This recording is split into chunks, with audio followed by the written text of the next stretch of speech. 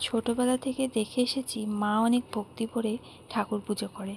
আর এখন আমি নিজে মা হয়েছি, নিজের সংসার হয়েছে। আর আমি ভক্তি ভরে পুজো দেব না নিজের সংসারে, সেটা কখনো হয়? ছোটবেলা থেকে মেয়েরা মার কাছ থেকেই সব কিছু শেখে। আমিও কিন্তু মার কাছ থেকেই শিখেছি পুজো কীভাবে দিতে হয়। হ্যাঁ, মার মতন হয়তো পারি না, তবে যেইটুকুনি করি না ভক্তি ভরেই করি। আর আমার এই যে টুকটুক সোনা, আমার ছোট্ট সোনা ছেলে, আর ও কিন্তু আমি যখন পুজো দিই তখন আমার কাছে আসতে চায়।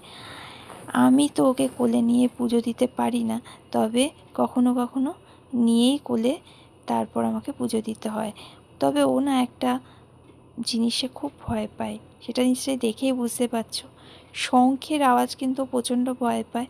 এটা কিন্তু অনেক বাচ্চারাই ভয় পায়, তবে ও ভয় পায়। সব কিছুতে ঠিক আছে, ঘণ্টার আওয়াজ যখন শোনে তখন আনন্দ পায়, হাসে।